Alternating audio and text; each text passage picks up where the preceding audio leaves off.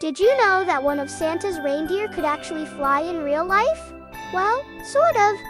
Let me tell you about one of nature's most fascinating phenomena, the flying reindeer of the Arctic. Now, I'm not talking about Rudolph and his magical friends, but rather about a remarkable optical illusion that occurs in the Arctic regions. When conditions are just right, particularly during the cold winter months, something extraordinary happens that makes reindeer appear to float in the air. Here's how it works. In the Arctic, there's a phenomenon called temperature inversion.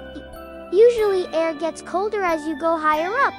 But sometimes, especially in winter, a layer of cold, dense air gets trapped near the ground, with warmer air sitting on top of it. When this happens, it creates something like a natural lens in the atmosphere.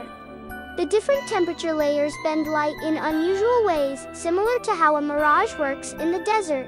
When light passes through these layers, it can make objects appear to float above their actual position. And when this happens to reindeer walking across the Arctic tundra, they look like they're literally flying. This optical illusion is so convincing that for centuries, indigenous peoples of the Arctic have shared stories about floating reindeer. Some researchers believe these sightings might have even contributed to the legend of Santa's flying reindeer. Think about it. If you lived hundreds of years ago and saw what appeared to be reindeer floating in the sky, wouldn't you believe in magic too? The science behind this is called superior mirage or Arctic mirage. It's the same phenomenon that can make ships appear to float above the horizon or create the illusion of multiple suns in the sky. What makes it particularly common in the Arctic is the stark temperature differences between the ice-cold ground and the relatively warmer air above it.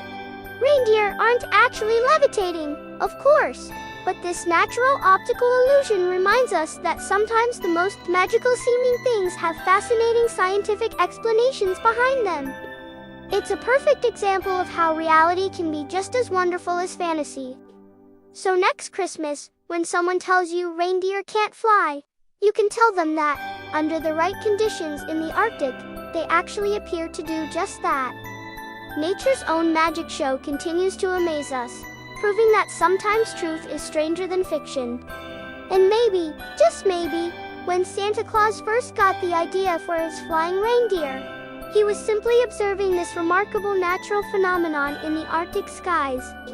Sometimes the most enchanting stories have a grain of truth hidden within them.